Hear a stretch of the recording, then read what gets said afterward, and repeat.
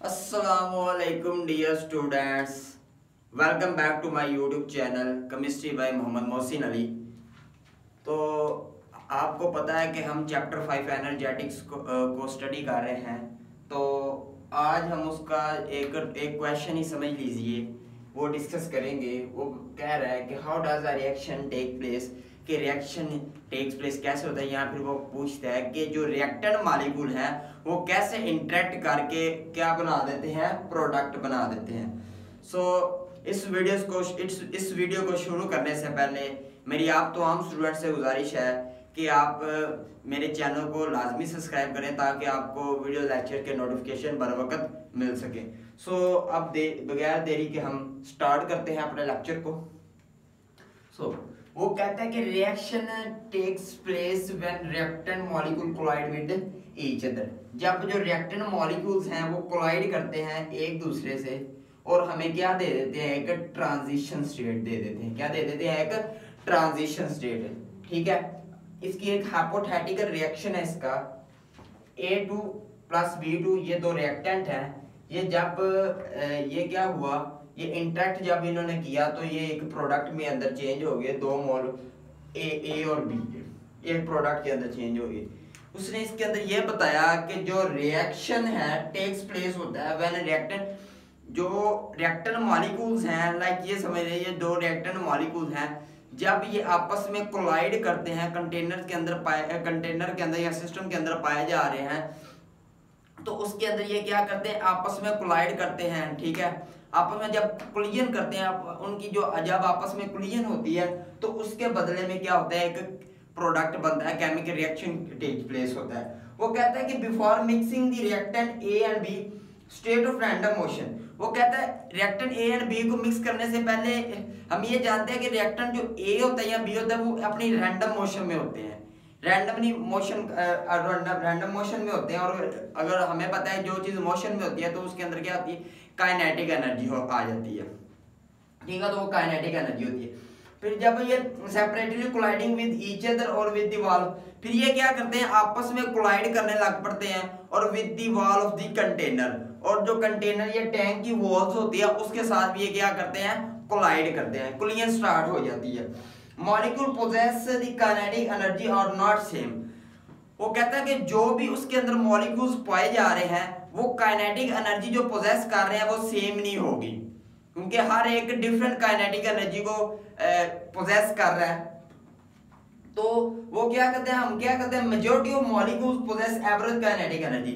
वो कहता है फिर हम जो ज्यादातर हम क्या ले लेते हैं, उनकी एवरेज ले लेते हैं, कि हम मॉलिक्यूल्स की एवरेज काइनेटिक एनर्जी ले लेते हैं। कुछ जो मॉलिक्यूल्स होते हैं ना, उनकी जो वो क्या करते हैं, एवरेज काइनेटिक एनर्जी से भी लो क्या करते हैं, पोजेस करते हैं। एवरेज काइनेटिक एनर्जी से भी लो काइनेटिक एनर्जी क्या करते हैं, पोजेस करते हैं। तो ये हमें केमिकल रिएक्शन नहीं दे सकते। लेकिन जो एवरेज काइनेटिक एनर्जी से ऊपर चला जाए तो वो फिर क्या हो जाता है, मॉलिक्यूल क्या हो जाता है, एक्साइटेड हो जाता है। जब मॉलिक्यूल एक्साइटेड होता है तो फिर रिएक्शन टेक्स प्लेस होता है। इससे ये एक ट्रांजिशन से एक फ्लो बना हुआ है। ये मैं आपको एक अच्छे तरीके से समझाने की कोशिश करता हूँ।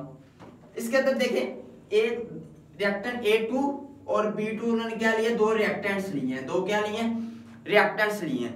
अब देखें ये ट्रांजिशन स्टेट इसकी कैसे बनी।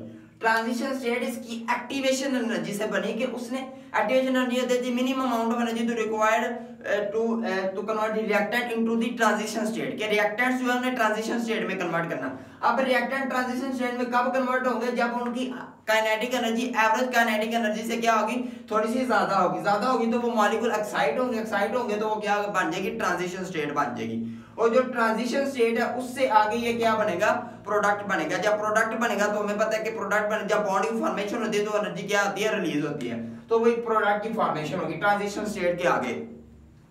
अब देखें ये एक डायग्रामेटिकली ये एक आपकी बुक में भी दिया गया है। तो उसके अंदर दो थे, एक एक्सो था और एक एंडो था। मैंने एक्सो बनाया और एंडो भी आपको यहीं से मैं आपको करके दिखा दूंगा। चलें शुरू करते हैं। अब जो एनर्जी है वो यहाँ से इस साइड से वाई एक्सिस से एनर्जी क्या है, यहाँ से एनर्जी बढ़ी, और यहाँ पे क्या हो रहा है, रिएक्शन की कोऑर्डिनेशन हो रही है, रिएक्शन हो रहा है, रिएक्शन जो रिएक्टेंट है फिर आगे जो प्रोडक्ट बना उनके अंदर कोऑर्डिनेशन हो रही है, रिएक्शन की कोऑर्डिनेशन हो रही है। अब देखें ये है रिएक्टेंट, रिएक्टेंट ए और बी, ठीक है, रिएक्टेंट ए और बी। अब उन्होंने क्या ट्रांजिशन स्टेट आनी है उनके अंदर। ट्रांजिशन स्टेट कैसे आएगी, क्योंकि ट्रांजिशन तब आएगी जब एवरेज काइनेटिक एनर्जी से थोड़ी सी वैल्यू क्या होगी, ज्यादा होगी। तो एवरेज काइनेटिक जब उसके अंदर एवरेज काइनेटिक एनर्जी उसे मिली, उसने एंडोथर्मिक रिएक्शन किया, उसने एनर्जी को लिया, तो फिर क्या हुआ, जब उसने एनर्जी को लिया तो ये ट्रांजिशन स्टेट आ गई। अब ये देखिए ट्रांजिशन स्टेट, अब energy of both reactant is taken as equal. वो कहता है एनर्जी ऑफ बोथ रिएक्टेंट क्या है, इक्वल है, ठीक है। अब जब जैसी प्रोडक्ट बनेगा, जैसे हमें पता है जब प्रोडक्ट बनता है तो फिर एनर्जी लीक होती है। अब क्योंकि वो एक्साइटेड स्टेट में था, एक्साइटेड स्टेट में गया था, अब वो ग्राउंड स्टेट में आ रहे हैं, तो वो क्या बनेगा, प्रोडक्ट बन जाएगा। अब देखें, आप यहाँ पे गौर करें अगर, तो जो प्रोडक्ट है इसकी एनर्जी और रिएक्टेंट की एनर्जी बराबर तो नहीं ना हमें लग रही। लाइक ये देखें, ये रिएक्टेंट है ए प्लस, इसकी एनर्जी ये है। फर्ज कर लेते हैं, एक हम समझने के लिए फर्ज कर लेते हैं कि यहाँ पे क्या था, यहाँ पे 0 था, यहाँ पे 1 था, यहाँ पे 2 था, यहाँ पे 3 था, ठीक है। अब 3 पे क्या है, इसकी रिएक्टेंट की एनर्जी क्या है, 3 पे है, कि इसकी ज्यादा है। उससे ज्यादा एनर्जी किसकी है, 4 5 6, उससे ज्यादा एनर्जी है ट्रांजिशन स्टेट की ज्यादा एनर्जी है, क्योंकि अब वो ट्रांजिशन स्टेट में चला गया, मॉलिक्यूल उसके एक्साइट कर गया। अब किस स्टेट में चला गया, ट्रांजिशन स्टेट में चला गया है। अब एनर्जी ऑफ हमने पढ़ा है दोनों रिएक्टेंट की क्या इक्वल है, इसलिए वो इक्वली ट्रांजिशन स्टेट में जाएंगे।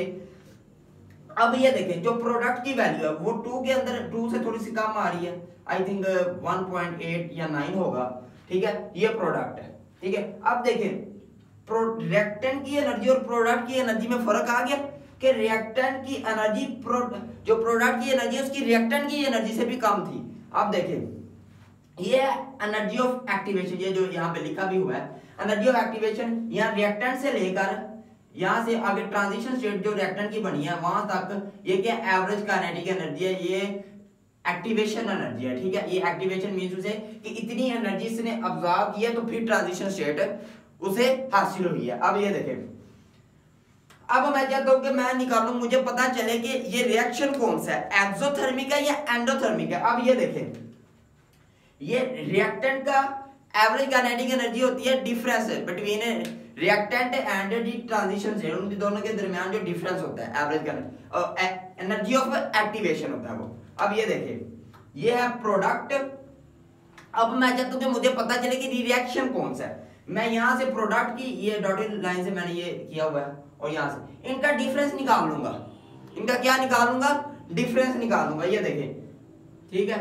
अब इनका डिफरेंस ये इतना देखें डिफरेंस आ रहा है कि उसने जब प्रोडक्ट बनाया तो इतनी एनर्जी उसने रिलीज किया, उससे भी रिएक्टेंट की एनर्जी तो आगे उसने एंडोथर्मिक रिएक्शन था, रिएक्शन उसने अब्जॉर्ब, और हम पढ़ते हैं जो रिएक्शन है जो जिसकी एनर्जी ज्यादा होती है तो वो एक दूसरे पर जब जैसे अगर एक्सोथर्मिक एनर्जी ज्यादा रिलीज हुई है तो वो ओवरऑल हम उस रिएक्शन को एक्सोथर्मिक कहेंगे, और जो एंडोथर्मिक अगर एंडोथर्मिक की एनर्जी ज्यादा होगी तो ओवरऑल हम रिएक्शन को एंडोथर्मिक कहेंगे। अब ये देखें, इन दोनों का डिफरेंस, रिएक्टेंट और प्रोडक्ट का डिफरेंस जो है वो हमारा क्या है, एंथैल्पी है, और वो उससे हमें पता चलेगा कि जो बेसिक एक्सोथर्मिक रिएक्शन है या एंडोथर्मिक रिएक्शन है, वो हमें पता चलेगा। अब ये देखें, अब इससे हमें पता चला कि जो प्रोडक्ट की एनर्जी है ये रिएक्टेंट की एनर्जी से भी कम हो गई है, कि इतनी एनर्जी उसने रिलीज कर दी है, ज्यादा कर दी एनर्जी, ठीक है, तो उससे भी कम हो गई। तो उनका डिफरेंस ये देखें, ये 3 पे था और ये 2 पे था, तो मैक्सिमम इसका डिफरेंस भी इतना, इसका डिफरेंस आ जाएगा लाइक 2 और 3 में से निकाल लेते हैं, उसका डिफरेंस आई थिंक 1 आ जाएगा इसका डिफरेंस, ठीक है। मींस उसे कि हमने डिफरेंस देखना है रिएक्शन और कोऑर्डिनेशन का। अब ये देखें, ये है एक्सोथर्मिक रिएक्शन, कि उसका प्रोडक्ट की एनर्जी रिएक्टेंट की एनर्जी से कम है, ठीक है। अब ये जो एक्टिवेशन एनर्जी होता है ये है पीक पॉइंट, ट्रांजिशन स्टेट, जो ट्रांजिशन स्टेट ये पीक पॉइंट होता है। अब देखिए activation energy difference between reactant and transition state, मैंने तभी आपको बताया कि एक्टिवेशन एनर्जी क्या होती है, एक्टिवेशन ये होती है जो एनर्जी डिफरेंस होता है रिएक्टेंट और प्रोडक्ट के अंदर, ये एनर्जी डिफरेंस है, इतना का इतना एनर्जी डिफरेंस, कि उसकी 6 है इसकी 2 है, ठीक है। अब इसके दरमियान ये 2 है और ये 3 है, यहाँ से इसका लगभग 1 ही निकलेगा, ठीक है, तो इतनी एवरेज थी। अब ये देखें, ये एक्सोथर्मिक रिएक्शन है। अब नेक्स्ट जस्ट एंडोथर्मिक रिएक्शन में क्या होगा कि जो मैं आपको यहां से चेंज करके दिखा दूंगा, एंडोथर्मिक रिएक्शन में जस्ट होगा ये कि जो प्रोडक्ट है ये देखें, जस्ट ये होगा इसके अंदर, ये देखें प्रोडक्ट है, हाँ अब ये देखें, अब प्रोडक्ट की एनर्जी जो है वो रिएक्टेंट की एनर्जी से बढ़ गई है। ये देख रहे हैं आप, प्रोडक्ट की एनर्जी क्या हुआ है कि क्या हुआ है, रिएक्टेंट की एनर्जी से भी बढ़ गई है। तो इसका मतलब है ये कौन सा रिएक्शन होगा, एंडोथर्मिक रिएक्शन होगा। तो ये था कि जो जब कैसे रिएक्शन टेक प्लेस होता है, या रिएक्टर मॉलिक्यूल कैसे एक दूसरे से इंटरेक्ट करते हैं, इंटरेक्ट कैसे करते हैं, जब उनके दरमियान कोलिजन होती है तो वो काइनेटिक एनर्जी पोजेस करते हैं। और काइनेटिक एनर्जी क्योंकि सबकी डिफरेंस होती है तो हम उसका एवरेज ले लेते हैं। अगर एवरेज काइनेटिक एनर्जी इससे भी ज्यादा एनर्जी हो तो फिर वो मॉलिक्यूल क्या करता है, उसने यहाँ पे साफ लिखा हुआ है, some molecule more than average kinetic energy excite molecule, उनके मॉलिक्यूल एक्साइट करते हैं। जब एक्साइट करते हैं तो वो क्या होता है, जब उनके एंडोथर्मिक रिएक्शन है, जब उनके मॉलिक्यूल एक्साइट करते हैं तो वो उनके दरमियान क्या हो जाती है, एक ट्रांजिशन स्टेट बनती है, ट्रांजिशन स्टेट से प्रोडक्ट बन जाता है। ठीक है, अब ये देखें, ये एक सारा एक फ्लो चार्ट था जो हमने समझ लिया इसको। सो उम्मीद करता हूँ कि आप सबको समझ आई होगी।